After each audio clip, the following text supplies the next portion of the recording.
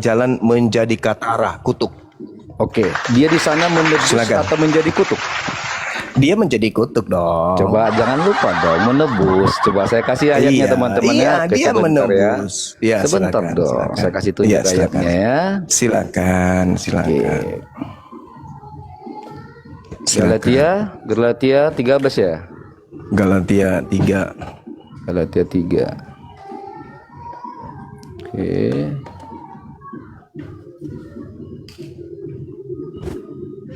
Ayat Kamu nggak tahu 13. Bible? Saya nggak tahu. Oh, kirain kau tidak tahu. Sebentar, oke. Oh, silakan. Saya kirim dulu ya. Jadi perhatikan teman-temannya, kita akan menunjukkan di sini karakter orang gagal dalam memahami kalimat ya. Iya. Nah.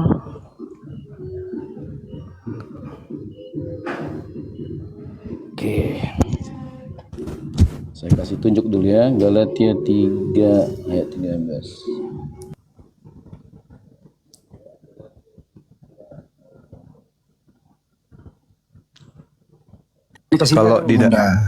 Kalau di dalam Al-Qur'an kan jelas yang terkutuk itu iblis.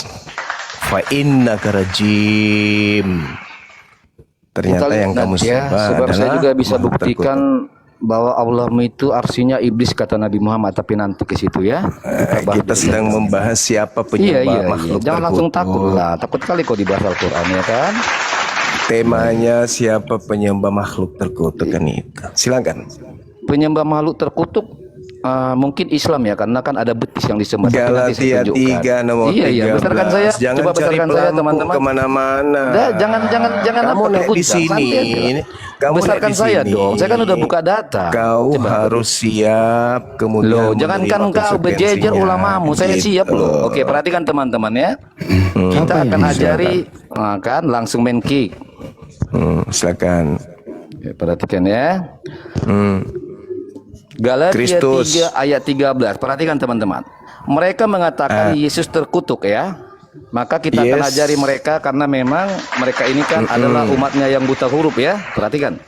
Ya, Kristus silakan. telah menebus. Perhatikan ya. Dia bilang tadi bahwa Kristus terkutuk. Dia ingin menghilangkan Iya. kata menebus. Baca, Kristus telah menebus kita dari kutuk hukum Taurat. Oke? Dengan Saya jalan kasih analoginya begini teman-teman. Dengan jalan menjadi apa? Jangan terguncang dong. dengan jalan menjadi Ini giliran saya. dengan jalan menjadi Giliran saya, bisa diam nggak? Hah? diskusi Takut. kita kan? Iya, dengan iya, jalan makanya kau menjadi diam dong, oke? Hei, Diam dong. Ini dengan giliran saya, jalan kan? menjadi Oke. apa dia? Perhatikan teman-teman, saya akan buktikan inilah kualitas daripada penganut buta huruf. Dengan Di sini, jalan menjadi mulia atau kutuk? teman mulai main bisukan. Dengan jalan Santai dong, menjadi oke. mulia atau menjadi kutuk? Iya, santai dong. Menjadi terkutuk Tuhanmu. Sebentar dong, yang terkutuk itu Allah, sebab Al-Ikhlas ayat 2, Allah bukan gantungan tuh, terkutuk dia. Iya kan, nanti saya Mulai bisa dia buktikan tuh. menghilang kan. Makanya Tengoklah, kalau teman. saya pun Yang saya lakukan tertulis, Allah menjadi jelas-jelas gantungan gitu tertulis ya. gitu loh. Iya, Tertulis ini kan di giliran Bible-nya saya gitu toh. loh. Ini giliran Tertulis. saya, ya kan? Nah, Boleh ngapain diam kita nggak? bergiliran? Boleh Emang diam saya ya? pernah, saya kan cuma membahas tentang siapa penyembah Di kandangnya terkutuk. saja udah main bisu-bisukan. Takut dia ketika Dalilnya saya ada. jawab. Perhatikan.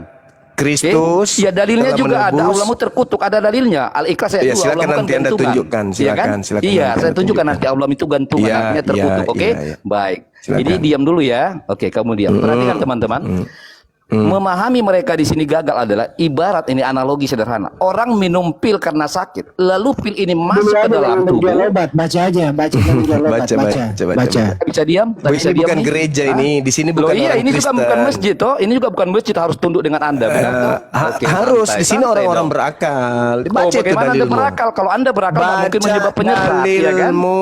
Kalau Anda berakal, Baca dalilmu. Baca dalilmu kawan. Izin gurundaku. Pertanyaannya, Penyembah siapa yang makhluk digantung terkutuk, pada kayu silakan. salib? Oten. Pertanyaannya, siapa yang digantung pada kayu salib? Jawab. Sekarang Bunda Rama yang buka, kita Bukan di baca. situ. Bunda Rama Bukan di buka, situ. buka. Kita baca Bunda, bukanya Bunda.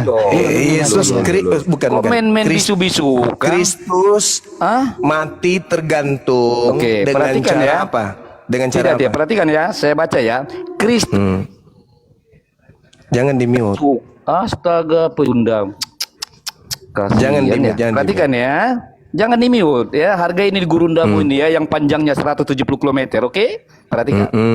Di sini dikatakan Kristus telah menebus. Apa yang ditebus itu kutuk. Oke, sekarang saya ajarin kalian. Dengan jalan analogi menjadi- sederhana. Diam dulu. Dengan dong. jalan menjadi- analogi sederhana, diam dulu dong. Dengan Oke? jalan menjadi apa kamu dia? bisa diam enggak sih? Kok kamu takut saya Dengan menjawab? jalan kamu yang menjadi bertanya, apa? saya menjawab, Anda terguncang. Teman-teman, dia nggak mau jujur kan? Dia nggak mau baca dia. Perhatikan teman-teman. Dengan Inilah jalan kualitasnya menjadi nih. apa Kristus Oke. itu? Iya, kamu bisa diam nggak saya jawab? Dengan jalan menjadi apa? Saya Kristus sudah itu? datangi kandangmu loh, wahai kaum pecundang. Masa takut sih? Apa gunanya Hah? kau datang kalau kau cuma Loh, jadi apa bulan-bulanan di gunanya sini? kau bertanya ketika mau dijawab? Apa gunanya kau datang kalau kau datang hanya seperti monyet di sini, tak berakal, tak berotak, percuma. Mending kau ke gereja cuma petat pendeta, isap anusnya, itu lebih bagus. Ini dalil loh, dalil. Kristus telah menebus Kristen dari kutuk hukum Taurat dengan jalan menjadi apa? Menjadi apa? Menjadi apa? Itu menjadi kutuk. Siapa yang menjadi kutuk di situ? Kristus. Siapa Kristus itu? Tuhan lo, sembahan lo, kampret. Sok cantik lo, nak menuduh Allah terkutuk, ada dalilnya. Dasar penyembah setan. Ya, lanjut. Pasien berikutnya. Disuruh baca Besarin, dia nggak mau besarin baca. Gurunda. Nggak baca lagi Bunda Rama. Kita baca total, dia nggak mau baca dia. Bunda Rama udah tampil nggak dibacain. Biar netizen tahu. Enggak, saya tadi menghalangi Bunda Rahma. Silakan. Ya, Baiklah. bacain saudaraku. dulu. Kita baca ya. Kristus telah menebus kita dari kutuk hukum Taurat dengan jalan menjadi kutuk. Jadi Kristus ini yang kau tuhankan nih, kau anggap Tuhan ini, kena kutuk dia, menjadi Baca kutuk aja. karena kita, sebab ada tertulis, terkutuklah orang yang digantung pada kayu salib. Siapa yang digantung? Tanya Oten, siapa yang digantung pada kayu salib? Ya Yesus yang kau tuhankan itu. Berarti dia yang terkutuk. Terkutuklah orang yang digantung pada kayu salib. Salib kan lambang kekristenan. Disitulah Tuhanmu, kata kalian, disitulah dia mati terkutuk nih. Terkutuk nih. Tak bisa kau lari kemana-mana Oten. Lanjut Gurunda. Pertanyaan di sini yang tertulis Kristus, siapa itu Kristus itu ya? Yesus yang Tuhannya, mereka yang roh itu. Malam semua. Iya, malam Pak Kindom. Coba Pak Kindom yang jelasin. Bunda Rama buka, Pak Kindom yang jelasin. Bro, saya Bunda Rama buka lagi. Ya. Saya kira Pak sama- Kindom, silakan dibaca nih Pak Kindom. teman-teman Islam semua. Kalian kan minta jawaban. Kalau dijelaskan, bawa dengar dulu penjelasannya. Jangan dibang. Mestinya dia baca dulu semua Bang, baru dijelasin. Dia baca sedikit doang. Nah, coba Abang Pak Kindom yang baca dulu, silakan. Ya, kalau kita memahami secara konteks, ya, oke, tadi sudah dibacakan kan, bahwa Kristus itu telah menebus kita dari kutuk hukum Taurat dengan jalan menjadi kutuk. Jadi kalau Yesus tidak memilih untuk menjadi kutuk, maka tidak akan ada penebusan dosa. Kalau Yesus tidak memilih untuk menjadi kutuk, dia itu tidak layak menerima kutukan itu. Kita manusia yang berdosa inilah yang harus menerima kutukan itu. Tetapi dia mengambil alih, menjadikan dirinya terkutuk. Supaya apa? Kita itu bisa terbebas dari hukum Taurat itu. Nah, hukum Taurat itu Allah berikan kepada orang-orang Yahudi itu. Untuk apa? Untuk mengajar mereka. Tetapi ketika mereka melakukan hukum Taurat itu juga tidak bisa memberikan kehidupan yang kekal kepada umatnya. Itu hukum Taurat itu hanya sementara. Karena Yesus datang ini membawa hukum yang baru untuk menggantikan hukum yang lama itu. Karena hukum Taurat itu diberikan hanya kepada orang-orang Yahudi. Jadi kalau Yesus tidak menjadikan dirinya kutuk, kalau Yesus tidak datang, Pak, ini Yesus, Sebentar. Yesus atau Paulus? Udah diulang 2 kali, sekarang giliran Bang Joma. Kayak diakui dia Bang Joma. Silakan Bang Joma. Oke, baik.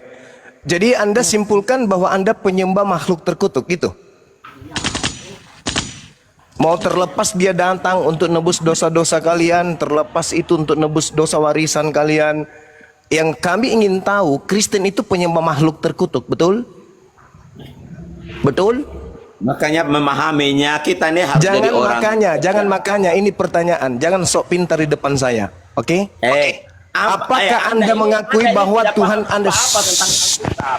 Anda ini hanya berkuasa. Saya lebih paham Bible dari Anda, oke? Jauh pengetahuan saya tentang Bible daripada Anda itu jauh. Anda hanya menggunakan kepercayaan, saya menggunakan akal sehat. Terlepas Anda didoktrin, didogma bahwa dia datang untuk nebus dosa-dosa, kutukan segala macam, bla bla bla bla bla bla bla bla dan seterusnya. Nanti saya jelaskan kepada Anda ketidakpahaman Anda itu. Saya hanya ingin mengorek dari mulut saudara bahwa saudara Kristen itu menyembah makhluk terkutuk. Betul? Apapun itu enggak berpengaruh. Jangan apapun. Terserah Anda mau berkata apa, itu urusan Anda. Kita sedang berdiskusi ilmiah, bukan sedang bertengkar. Ilmiah seperti apa? Ketika Oke, orang saya tanya sekali Anda lagi, dengan bacotmu itu. sekali lagi, saudara, sekali lagi saya tanya, apa betul Kristen itu menyembah makhluk terkutuk? Jawab. Kristen menyembah Allah yang benar, yang bernama Tidak Yesus ada, Kristus. Tidak ada Allah digantung. Yang digantung itu Kristus. Jangan kau bolak-balik lidah kau yang panjang itu, saudara. Oh ya. Akui dulu Allah bahwa datang Kristen sebagai itu manusia. Karena Kristen itu Allah itu roh, tidak Tuhannya Yahudi tidak pernah disebut roh. Tuhan kami juga tidak pernah disebut roh. Kristus yang digantung itu apakah betul adalah makhluk terkutuk yang Anda sembah? Jawab. Jawab dulu, Bang. makhluk terkutuk. Siapa yang bisa mengutuk dia? Loh, itu dalilmu? Lah, Anda paham nggak bahasanya itu? Paham. Anda nggak Kristus paham. paham saudara, Anda paham. itu botol nggak paham apa-apa. Jangan gitu, jangan panik. Nanti ditertawakan sama saudara saya Bahar. Jangan. Anda ini Kristus- nggak paham apa-apa. Kristus Paham. telah menebus Kristen dari kutuk hukum Taurat dengan jalan menjadi apa situ? Menjadi apa? Menjadi kutuk. Terima kenyataan, Kristusmu itu menjadi kutuk. Setelah kau katakan dia menebus dosa-dosamu dengan jalan apa? Dengan jalan kutuk. Berarti kau menyembah makhluk kutuk. Katara, terkutuk. Dalam bahasa Yunani jelas tertulis katara, kutuk di sana. Lalu dia mengambil kemudian dalam kitab Ulangan epikataratos, artinya dengan jalan terkutuk. Itu jelas dalil. Sedangkan dalam pemahaman umat Islam yang terkutuk itu iblis, fa inna karajem, dan kutukan itu sampai kepada hari kiamat. Di sini bukan saya menghina, makanya saya butuh saudara-saudara Kristen yang bisa diskusi ilmiah. Kemarin saya sudah membuktikan kalian menyembah bukan anak Maria. Bukan anak Maria yang kalian sembah. Yang kalian sembah adalah makhluk yang bukan manusia dan juga bukan Tuhan. Itu kemarin. Sekarang kita pindah tema. Apakah benar Kristen itu penyembah makhluk terkutuk? Itu temanya tuh. Ini pertanyaan. Kalau tidak benar, buktikan. Toh dalilnya jelas mengatakan itu. Kristus telah menebus Kristen. Di situ kata kita ya. Kata kita di situ diterangkan kemudian. Tetapi kami nggak merasa. Kata Hemas di situ. Hemas bisa kami, bisa kita. Atau kepada kita. Atau kepada kalian. Tapi saya mengatakan bahwa yang menerima ajaran ini hanya Kristen. Maka saya membacanya sesuai dengan keadaan fakta di lapangan. Kristus telah menebus Kristen dari kutuk hukum Taurat. Dengan jalan menjadi katara. Dengan jalan menjadi kutuk. Karena Kristen. Siapa yang menyebabkan Kristus terkutuk? Kristen. Akibat dosa-dosa Kristen. Sebab ada tertulis, terkutuklah orang yang digantung di kayu salib. Terkutuklah orang yang digantung di kayu salib. Terkutuklah. Jadi yang digantung di tiang salib itu siapa? Kristus. Apa kata dalilnya? Terkutuklah. Terkutuk nggak dia? Ya terkutuk. Dalilnya kayak begitu. Maka kami sebagai umat Islam yang sering diserang dengan akidah kalian, diserang dengan misionaris-misionaris kalian, diserang dengan lembaga Bible kalian, diserang dengan STT-STT kalian, diserang dengan misionaris-misionaris kalian, diserang dengan polemikus-polemikus kalian, Aduh. Pak Juma. Santai aja, santai dulu Bunda. Mbak Gurunda.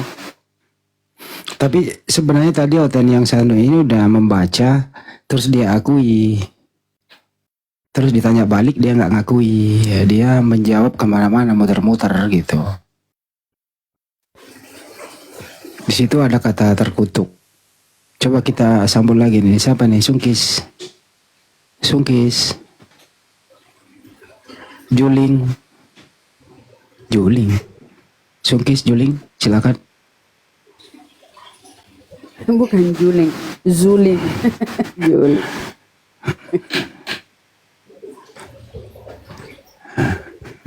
Disambut dulu tuh, kenapa nggak mau ngomong teh naik? Sangkis. Alhamdulillah udah ada Bang. Sangkis, Muslim Kristen. Sangkis. Hore, udah hadir lagi Gurunda. Sungkis, Sangkis, Zuling. Aduh, jangan mau nge-report kalian ya, Sangkis. Sangkis, Zuling. Oh ya. Sangkis Kristen, Bang. Islam. Oh Islam, yang Kristen yang naik dulu Bang ya, ini lagi dialog. Jangan naik dulu yang Muslim ya, saudaraku ya. Ya Bang, bentar naik ya Bang ya. Ya. Silakan Gurunda. Iya. Jadi dengan jalan kutuk. Sebab ada tertulis terkutuklah dia yang mati di atas tiang salib. Anda mau nggak menolak bahwa dia yang digantung ini bukan Yesus? Enggak kan? Tetap kalian ngototkan itu Yesus dan itu Tuhan kalian kan? Berarti dengan kata lain kalian sadar bahwa Tuhan kalian itu tergantung terkutuk. Itulah yang kalian sembah. Maka saya bertanya, betulkah kalian menyembah makhluk terkutuk? Kok jadi pada emosi, pada nyangkal? Bukankah kalian itu penyembah Yesus? Dan yang digantung di salib itu adalah Yesus. Dan yang digantung di salib itu tergantung terkutuk. Loh kok sekarang kalian mengatakan enggak? Sehat enggak sih? Tante-tante, paman-paman? Maka dari itu Al-Quran datang mengatakan yang digantung, yang terkutuk itu iblis. Begitu Camone. Ayo silakan. Torokonakan deko patitong. Martip, Kristen Muslim saudara. Martip. Tapi kan nggak cukup, saya cuma bilang nggak benar. Martip. Ini bang. Martip PA. Martip PA. Kristen, oke Bang. Silakan Bang tanggapi. Kita sapa dulu yang satu nih, Sang Kristen Muslim Sang. Masuk kalian Sang. Kristen.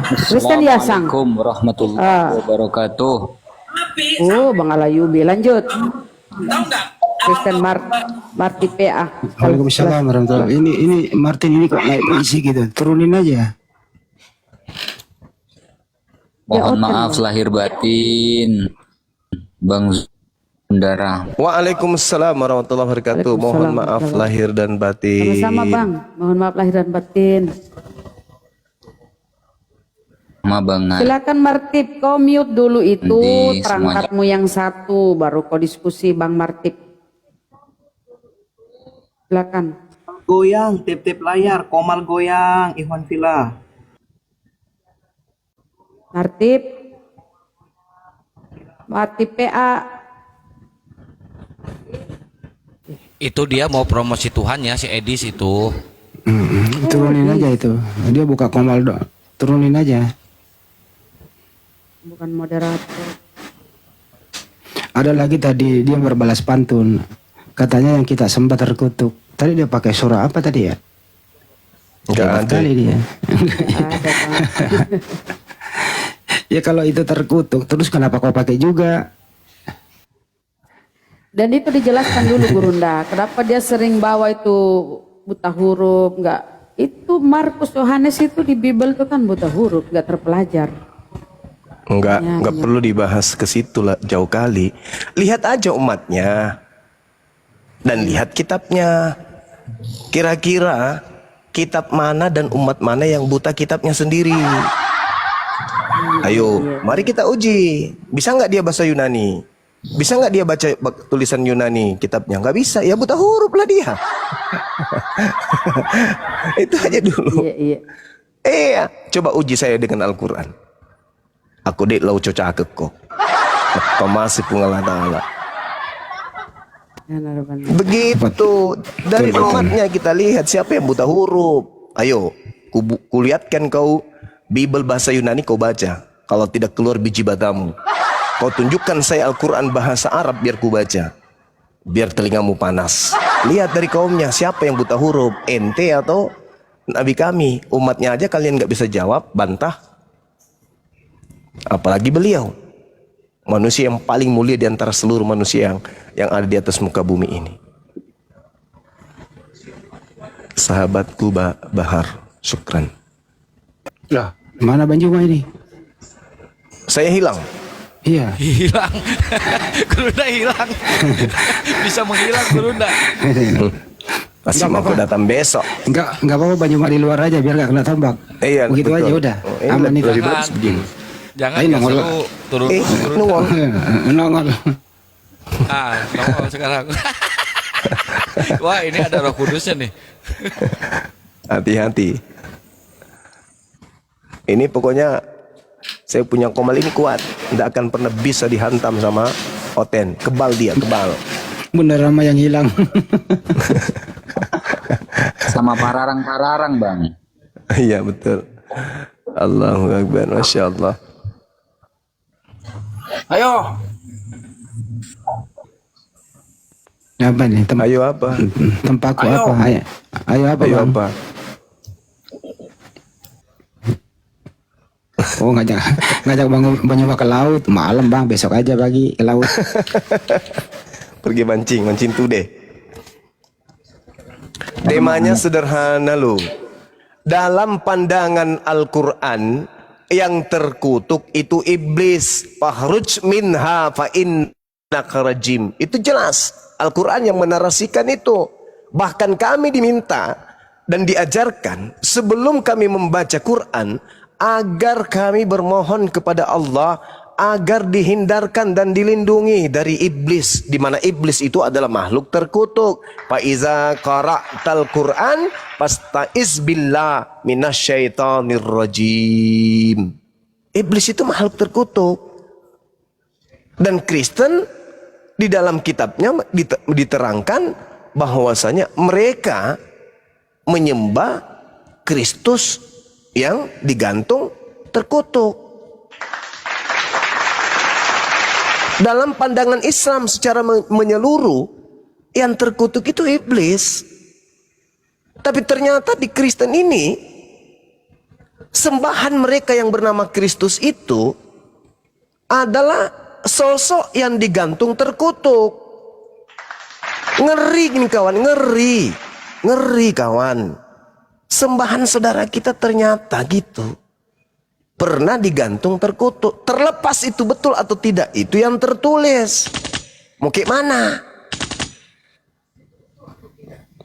Sedangkan kalau Yesus sendiri menerangkan yang terkutuk itu ya iblis. Contoh misalnya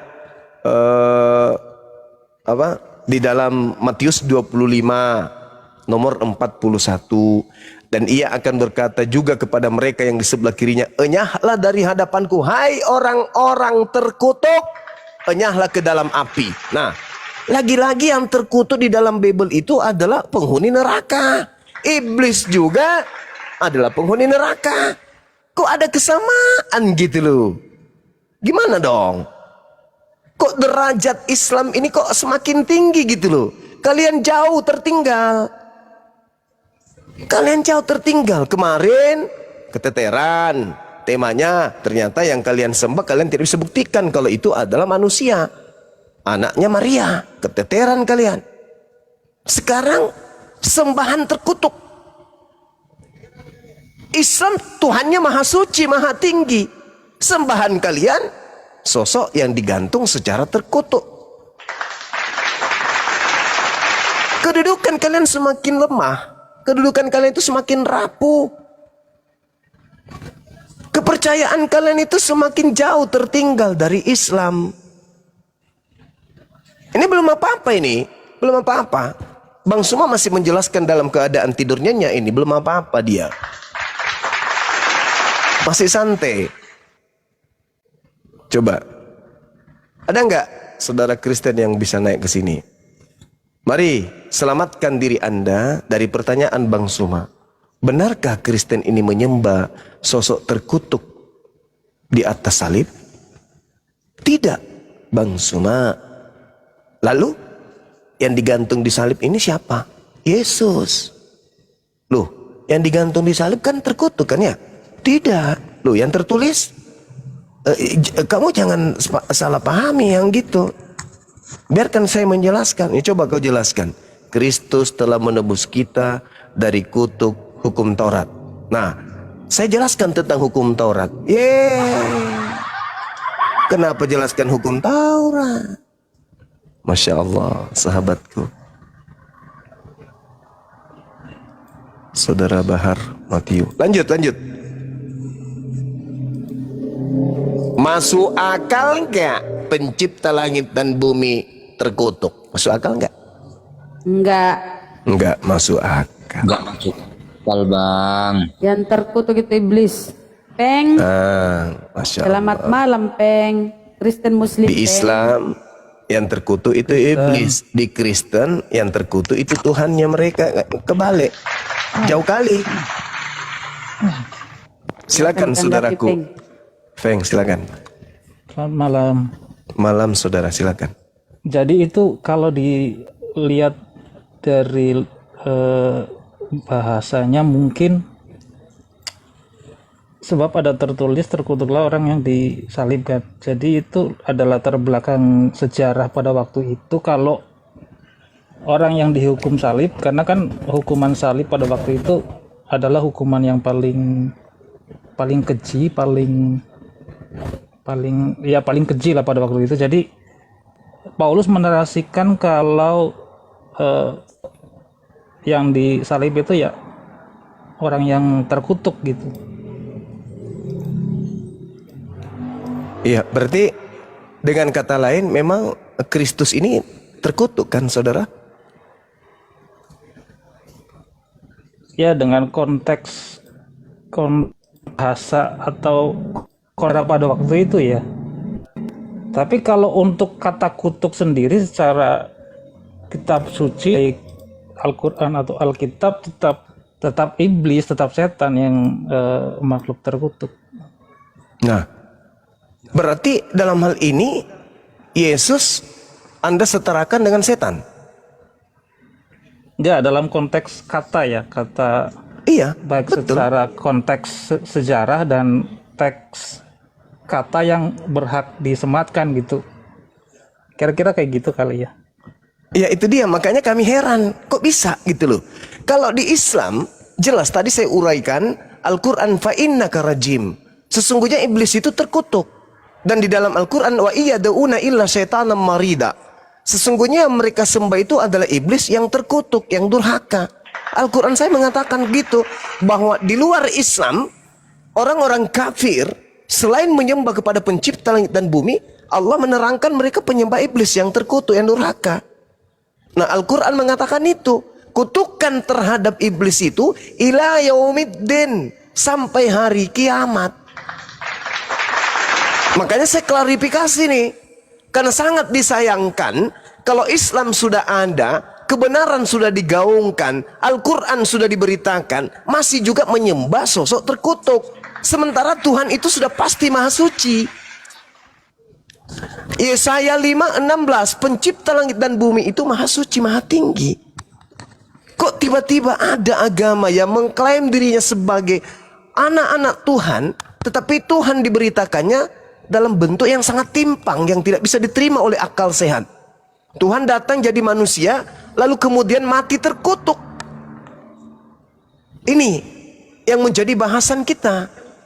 Sadarkah saudara Kristen kalau selama ini dicekoki oleh konsep dari barat, penyembahan kepada makhluk terkutuk dengan dibungkus kasih.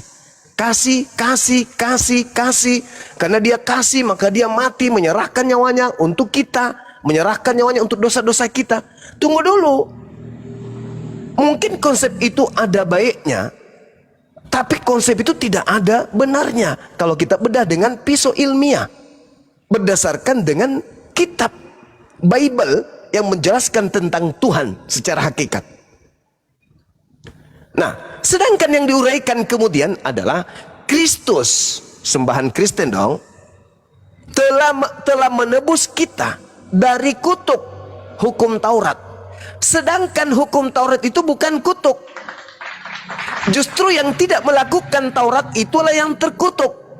Ulangan 27 nomor 26. Terkutuklah dia yang tidak menepati perkataan hukum Taurat dengan perbuatan.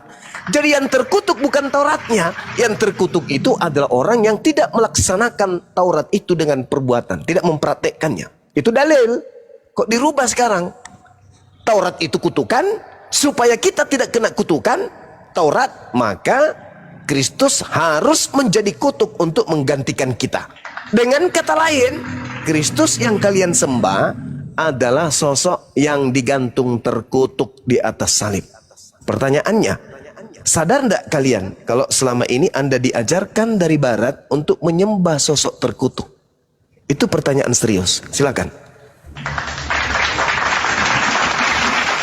Ya, karena konteks ataupun doktrin yang ada kan menyembah, yang disembah kan yang sudah naik ke surga. Jadi bukan lagi yang tergantung di kayu salib, tetapi yang sudah melampaui penderitaan dan berhasil menang atas penderitaan, sehingga dari penderitaan di kayu salib itu memperoleh kemuliaan di surga, sehingga kemudian dikatakan kuasa, diberikan kuasa baik di langit dan di bumi, sehingga kemudian Tuhan mengutus 12 muridnya untuk memberitakan Injil. Kira-kira begitu kali ya. Saudara, Gimana Bang? iya, baik. Kalau kita melihat pernyataan Yesus di dalam Yohanes 12, terang sekali dikatakan, Yohanes 14 nomor 30, penguasa dunia itu adalah iblis. Penguasa dunia itu adalah iblis, yang dikutuk itu adalah iblis, yang digantung di atas salib itu adalah orang yang terkutuk, makhluk yang terkutuk, Kristus yang terkutuk.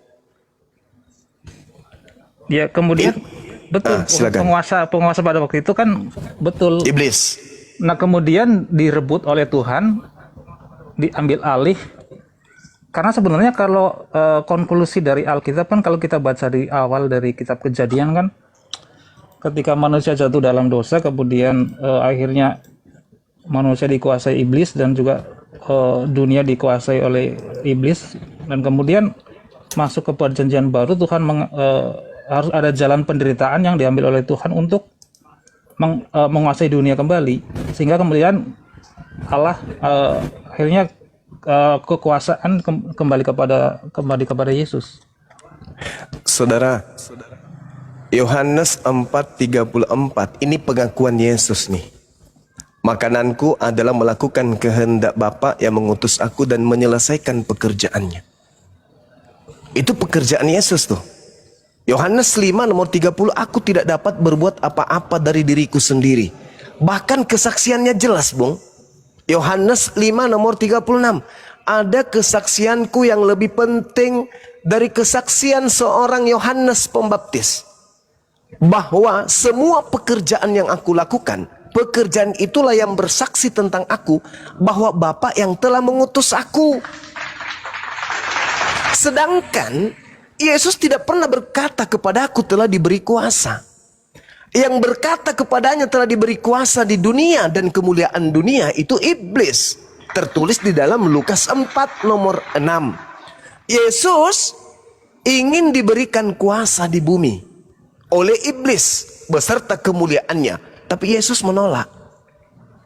Berarti penguasa dunia itu bukan Yesus. Justru Yesus berkata, kalau Anda baca di dalam Yohanes 14 nomor 30, Yesus berkata bahwa penguasa dunia itu adalah iblis dan aku harus pergi. Kenapa aku harus pergi?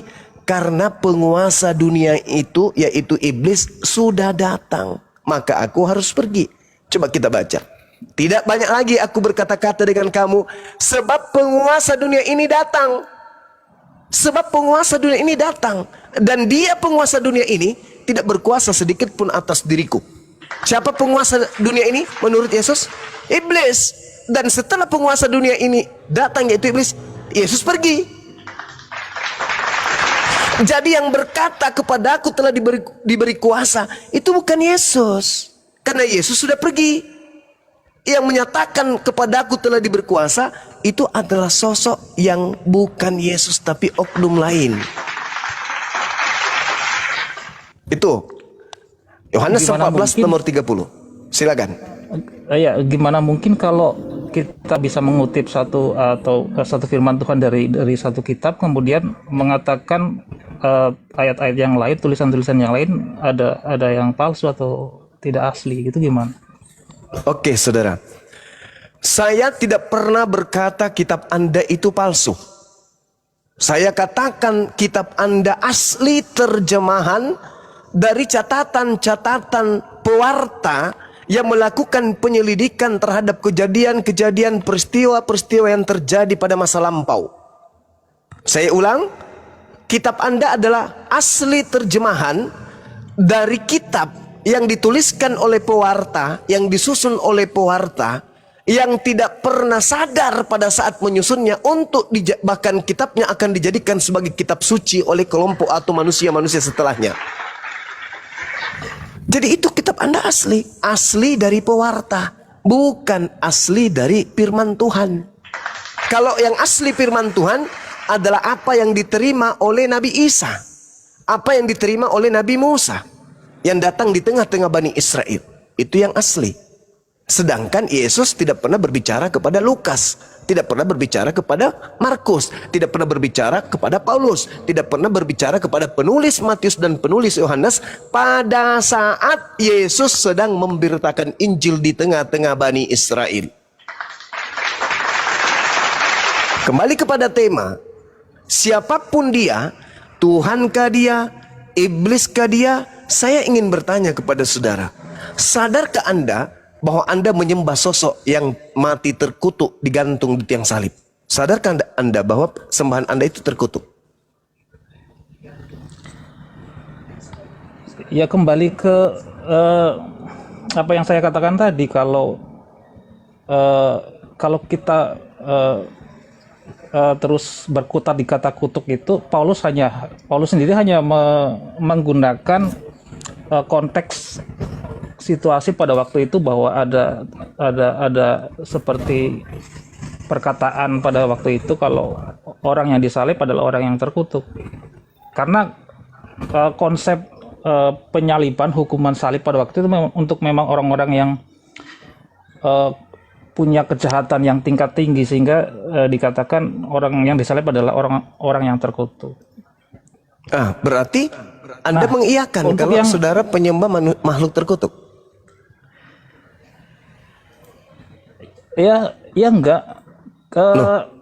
Maksudnya apa ini? Anda menjelaskan konteks waktu itu untuk menyatakan orang yang mati tergantung terkutuk dikarenakan adanya dosa-dosa yang memang sangat luar biasa sampai dia mati terkutuk.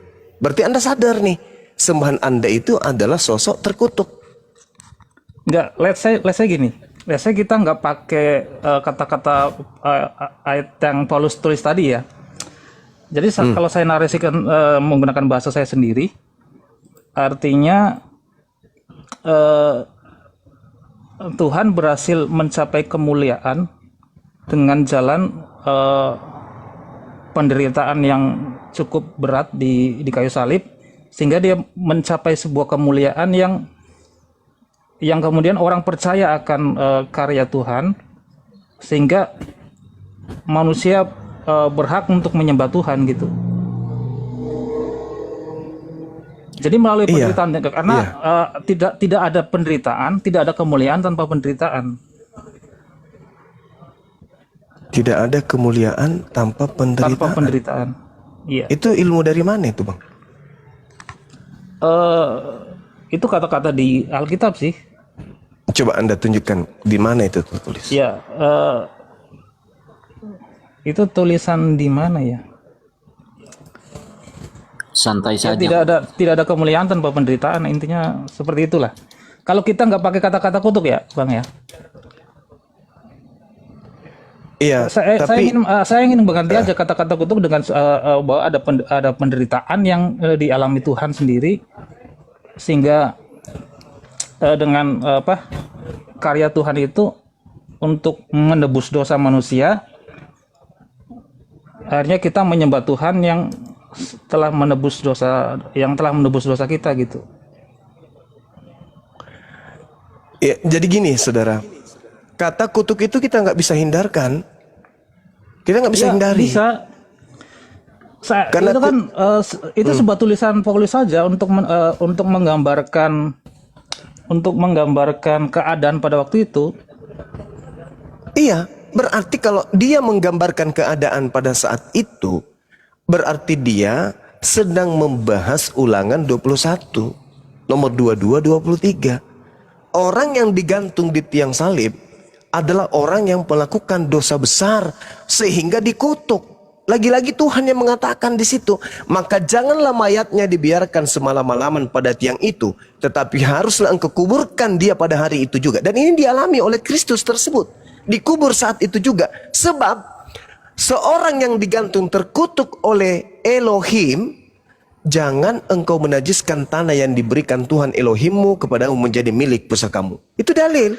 Dan Paulus mengutip dalil ini. Sebab ada tertulis, terkutuklah dia yang mati digantung di atas tiang salib. Dan itu adalah Kristus, sembahan saudara. Berarti nyata, real, Anda ini penyembah sosok terkutuk. Dalil.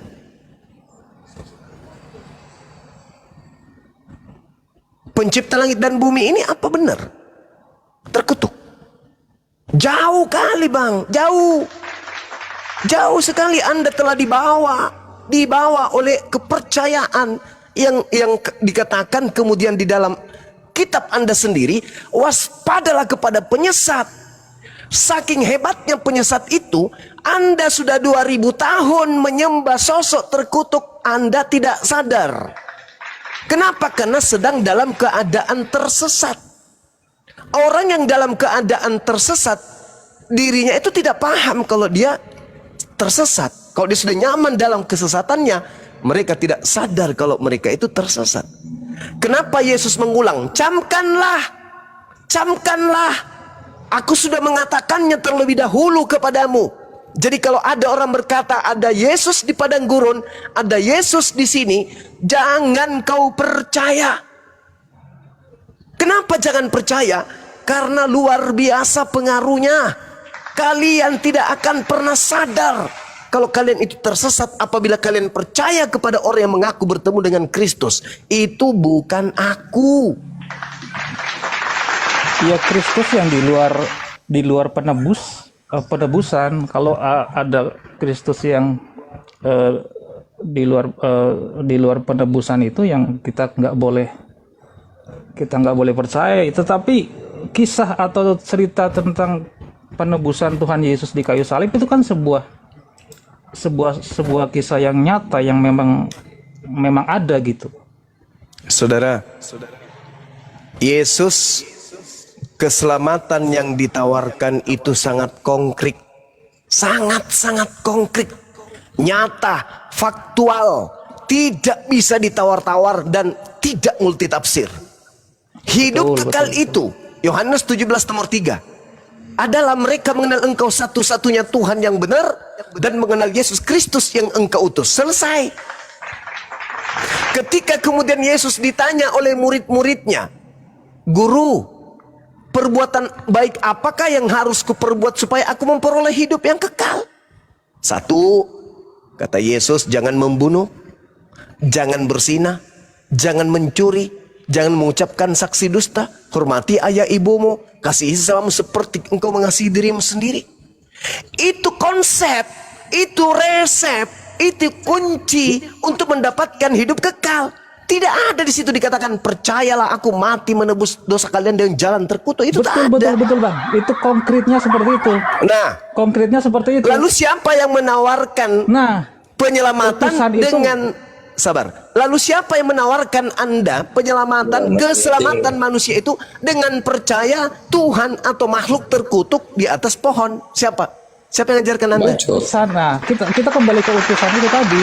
Nah, Kembali ke Coba. utusan Yesus yang adalah utusan Bapa. nah, Utusan itu atau job deskripsinya itu gimana coba? Menurut Abang Zuma gimana? Kita percaya Yesus sebagai utusan, yang dikerjakan itu apa? Yang Makananku- dikerjakan waktu itu apa? Gimana? makananku adalah melakukan apa yang melakukan kehendak siapa dia yang telah mengutus aku dan menyelesaikan pekerjaannya. Itu kata Yesus. Lalu Ya. di dalam Yohanes 14 nomor 31, apa kata Yesus? Dunia harus tahu bahwa aku senantiasa mengasihi Bapa, bahwa aku senantiasa melakukan segala sesuatu seperti yang diperintahkan Bapa kepadaku. Itu kata Yesus. Ada nggak perintah yang Bapa? dike- Ada nggak perintah Bapa supaya Yesus itu mati terkutuk? Ada nggak, Bang? Sedangkan Kalau Paulus perintah nggak ada perintah. Nah, itu dia. Lalu Kalau kehendak, yang kita kembali ke kata kehendak. Kalau kehendak gimana? ya, ada nggak kehendak Bapak supaya Yesus itu disalib secara terkutuk? Ada nggak? Ada nggak Nah, kehendak Bapak? itu yang Ada nggak kehendak tersembunyi dalam Bapak? diri? Itu Ada yang nggak kehendak tersembunyi dalam diri Bapak nggak? Kenapa? Kehendak itu kan sesuatu yang tersembunyi dalam hati. Ada Kehendak itu- mungkin nggak ada tersembunyi dalam hati Bapak bahwa kehendak Bapak memang bahwa Yesus akan mati. Yesus berkata dalam Yohanes 12:49, "Aku tidak berkata-kata dari diriku sendiri." Berarti perkataan yang disampaikan oleh Yesus adalah perkataan Tuhan. Nah, mana perkataan Tuhan yang mengatakan menebus dosa dengan menggunakan manusia? Ada nggak dalilnya? Nggak ada. Nggak Justru ya nggak ada.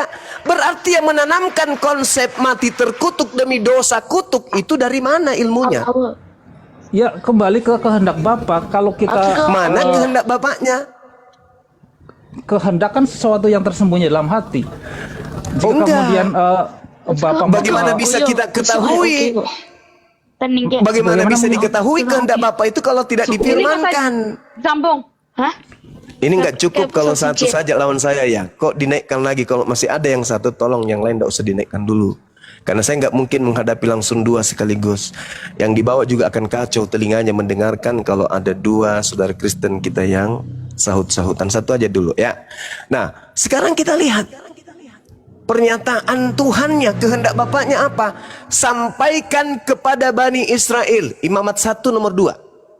Apabila mereka hendak mempersembahkan korban penebus dosa, hendaklah mereka mempersembahkan apa? Domba, sapi, kambing, lembu. Ada nggak kehendak Bapak agar mempersembahkan anak manusia? Ada. Kehendak Bapak justru apa? Keluaran 23 nomor 78. Jangan kau membunuh orang yang tidak berdosa. Jangan kau membunuh orang benar. Itu kehendak Bapak. Yesus Kristus anak Maria orang benar. Yesus Kristus orang yang tidak bersalah. Boleh nggak dibunuh? Menurut kehendak Bapak? Nggak boleh. Jadi atas kehendak siapa mati terkutuk untuk nebus dosa Kristen? Atas kehendak siapa? kalau secara manusiawi, kalau secara manusia memang kejadiannya tentara Romawi dan bangsa Israel pada waktu itu yang memang tidak suka dengan keberadaan Yesus pada waktu itu karena banyak menentang hukum-hukum Taurat, banyak menentang tradisi-tradisi tradisi-tradisi keyahudian dan sebagainya.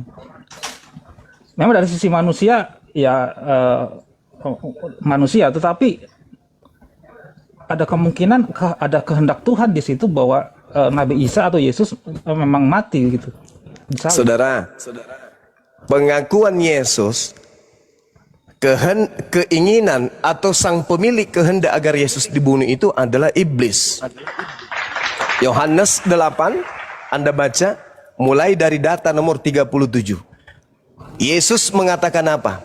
Aku tahu bahwa kamu adalah keturunan Abraham, tetapi kamu berusaha untuk membunuh aku, karena firmanku tidak beroleh di dalam dirimu. Apa yang kulihat pada Bapa, itulah yang kukatakan, dan demikian juga kamu berbuat tentang apa yang kamu lihat dari bapakmu. Bapakmu ini maksudnya iblis. Jawab mereka, Bapa kami adalah Abraham.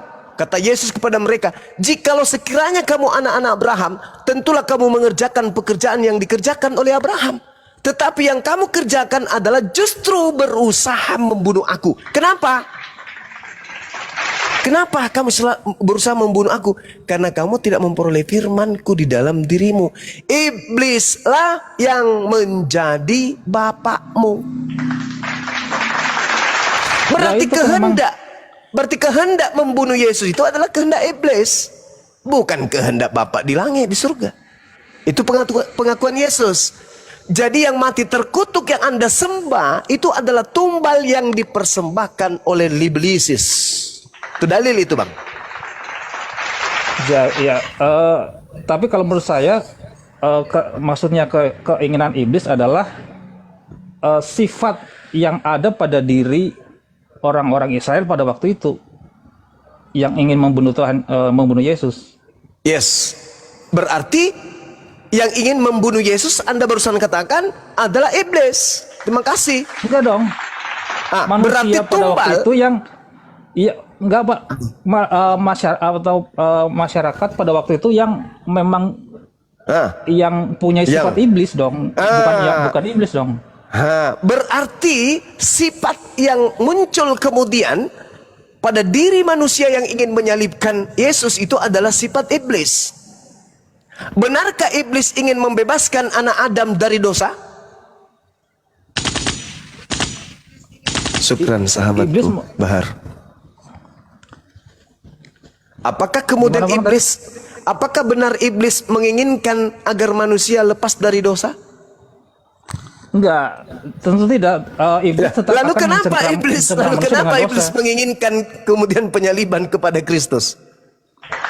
Hubungannya bukan dengan penebusan dosa, bahwa iblis ingin Kristus disalib supaya menebus dosa manusia, enggak. Cuma berarti konsep penebusan dosa ini manusia yang memang sudah dikuasai oleh sifat-sifat iblis. Oke, berarti konsep penebusan dosa ini asalnya dari mana? Konsep penebusan dosa dengan cara membunuh orang dengan jalan terkutuk di tiang salib ini, itu asalnya dari mana? Ide dari mana itu? Ide dari mana ya? Iya. Kalau ya ini kembali kepada iman, Bang, kembali kepada iman ya. Oke, saudara, silakan. Ya, kembali kepada akidah ya, kepada iman ya. Bahwa Yesus mati dan terangkat ke surga. Kembali kepada iman bahwa kembali kepada dosa waris, manusia punya dosa waris yang kemudian ya itu dia. Ketika manusia keluar dari Taman Eden, manusia didapati telanjang dan kemudian Allah mengganti daun ara itu dengan kulit binatang yang notabene adalah kulit binatang harus ada pengorbanan di situ. Ada pengorbanan binatang yang disembelih dan kemudian diambil kulitnya. Nah, ini berbicara tentang sebuah nubuatan ke depan bahwa ada pengorbanan untuk menebus dosa manusia. Nah, berarti ini rencana iblis apa rencana Tuhan? Kalau kepada iman itu berarti ini rencana Tuhan dong. Berarti ya, itu yang dimaksud iblis dengan kehendak itu yang berarti iblis bekerja sama dengan Tuhan Anda untuk melakukan penebusan gitu. Ya enggak dong. Lah, sekali lagi keinginan untuk membunuh Yesus pada waktu itu adalah keinginan manusia yang benci dengan keberadaan Yesus pada waktu itu, yang kemudian disusupi oleh sifat-sifat iblis, baik kepada Yudas, baik kepada Petrus, baik kepada penganut agama Yahudi pada waktu itu. Oke, kalau begitu bagi Anda, iblis itu pahlawan atau bukan? sama sekali bukan pahlawan. Kalau bukan pahlawan, lalu jeripaya mereka menyalibkan Yesus itu dianggap apa? Jeripaya ini berkaitan penyaliban Tuhan Yesus itu bukan sekedar bukan sebuah keadaan manusia yang dikuasai iblis pada waktu itu, tapi ini ada sebuah unsur politis dan agama pada waktu itu yang melibatkan Romawi, yang melibatkan politisi pada waktu itu juga. Lalu yang Yesus katakan bapakmu itu iblis sehingga mereka ingin membunuh Yesus itu, bapak di sini siapa? Ya, ini merujuk kepada keadaan manusia pada waktu itu yang memang memiliki sifat-sifat iblis. Bukankah penyaliban penebusan dosa itu adalah kehendak Bapa? Ya, dengan iman, sesuai dengan iman itu kehendak Bapa. Lalu yang menjadi eksekutor siapa?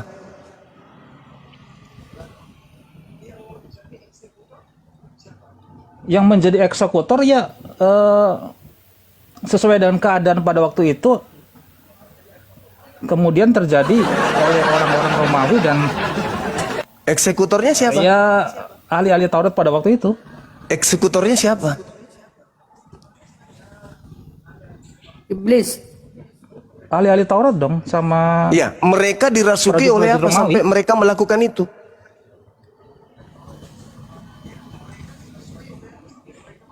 Melakukan kesaksian palsu, tipu muslihat, pengkhianatan, itu dirasuki oleh apa?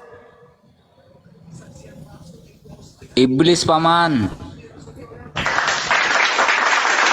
Kalau dirasuki ya kurang cocok dengan kata-kata dirasuki ya. Maksudnya Tuhan Yesus memang menggambarkan pada waktu itu orang-orang yang dikuasai sifat iblis. Nah, itu sudah. Anda sudah mengatakan itu. Berarti eksekutor di belakang semua kejadian ini Tuhan atau iblis?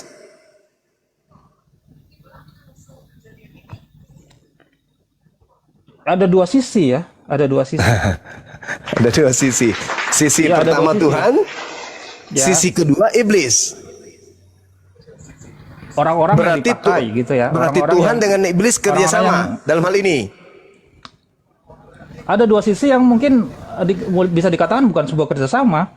Loh, memang kejadian. Kalau tidak kerjasama, maka penyaliban itu tidak akan dikelilingi oleh upaya iblis. Murni Yesus yang datang dan tidak ada penangkapan. Yang ada pada saat itu, yuk kita makan siang yuk. Tinggal 1 jam lagi kita akan mempersembahkan Tuhan untuk dosa-dosa kutukan manusia. Ayo, siapa yang siapkan salibnya? Mari kita buat kegiatan kita hari ini semeriah mungkin. Silakan yang menjadi eksekutor yang akan membunuh saya siapa aja. Nama-nama kalian sudah dicatat di surga loh. Ayo, hari ini ya, hari Jumat ya, sebelum Sabat mayat saya nanti Anda turunkan ya. Baik Paman, itu kalau bukan rekayasa iblis.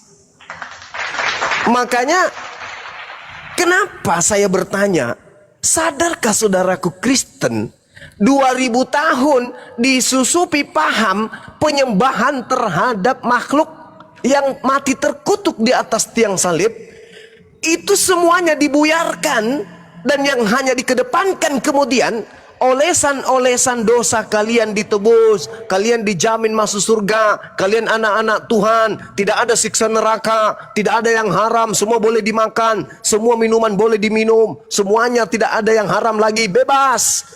Hanya itu yang kalian kedepankan. Yang kedua, kalian diajarkan untuk menghina, menista agama Islam. Menghina, menista, merendahkan, memfitnah, menuduh, dan seterusnya agama Islam. Sibuk dengan itu. Sehingga kebenaran tidak bisa tembus ke dalam otak kalian.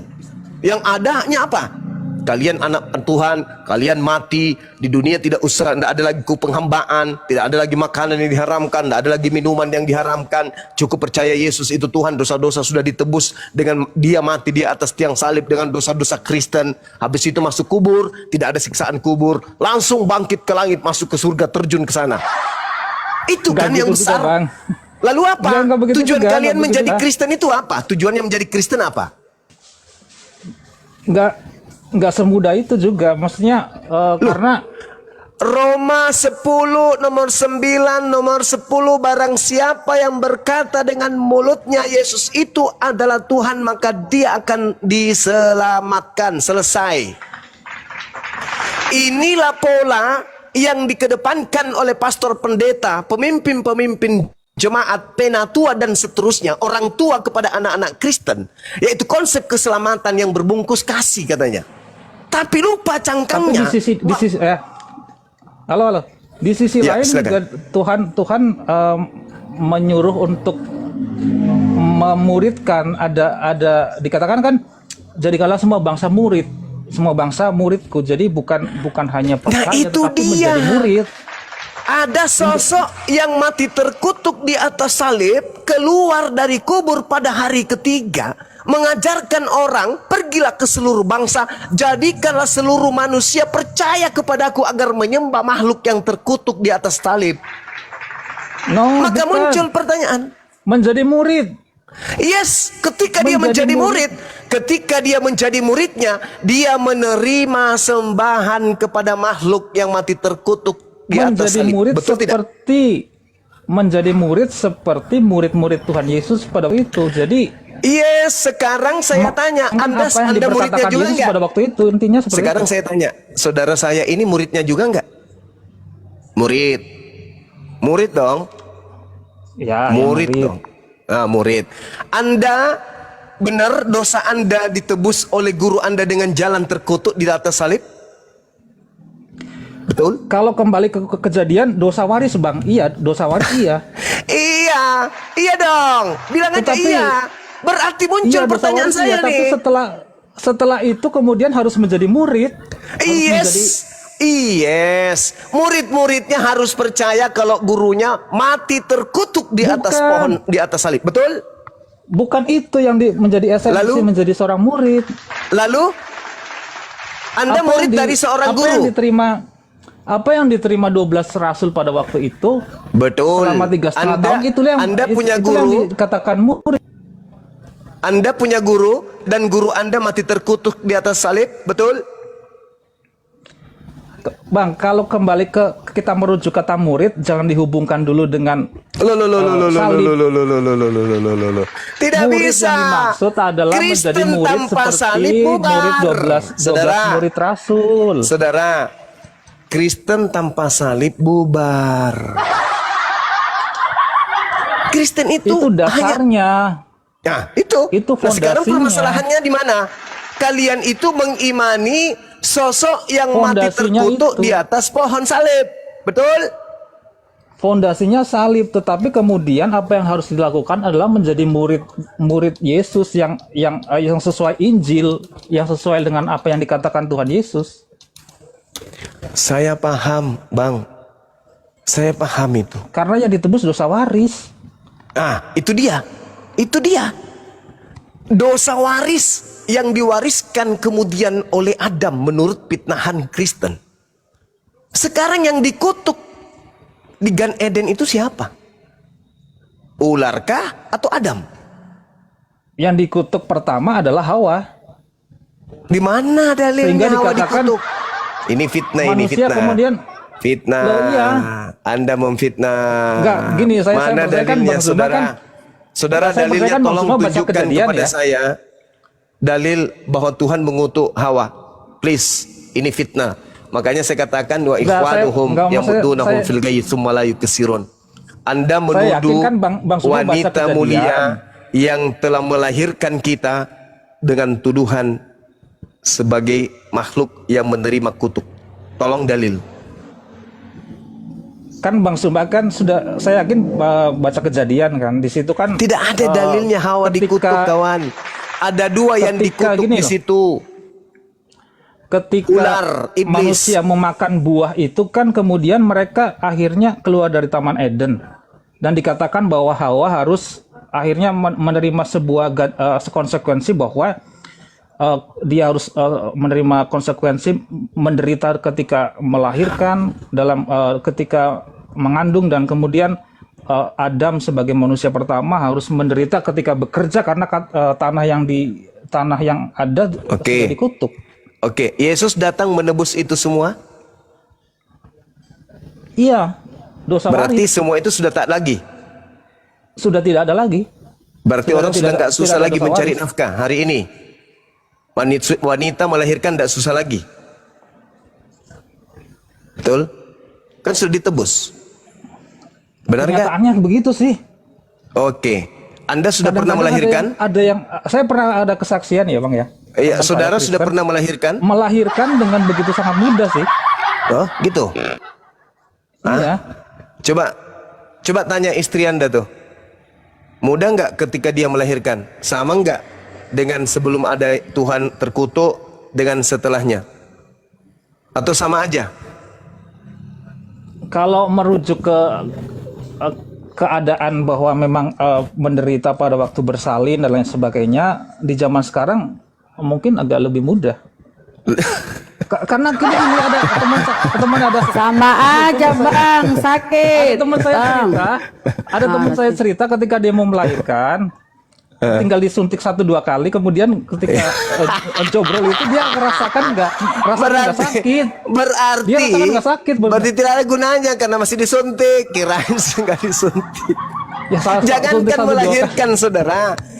Jangan Suntik 1-2 melahirkan. kali kan nggak apa-apa. Paha ente itu dilepas, dipotong. Kalau sudah disuntik tak ada rasanya. Dia... Saudaraku inilah. Jadi kita kembali kepada kembali ke ini yang tadi bahwa memang kembali ke yang tadi, ada dosa waris bahwa ya, ada dosa waris. bahwa apapun itu narasi yang dosa waris Anda sudah bangun, sudah dihapuskan. apapun narasi yang Anda bangun di dalam Al-Qur'anul Karim, yang dikutuk itu iblis, tapi di dalam Kristen yang dikutuk itu adalah sembahannya Kristen yang bernama Kristus. Dengan kata lain, saudara Kristen ini adalah penyembah sosok yang terkutuk. Demikian kita ya, kawan ya. Deal ya. Oh ya, saya kembali ke ini. Saya juga menyatakan bahwa seandainya kita tidak memakai kata-kata Paulus kalau salib itu yang orang-orang terkutuk, karena memang hukum salib pada waktu itu mengatakan seperti itu, ya kita bisa ganti ada sebuah penderitaan yang harus diterima oleh. Iya, penderitaan itu akibat dari kutuk. Nggak bisa lolos dari sana.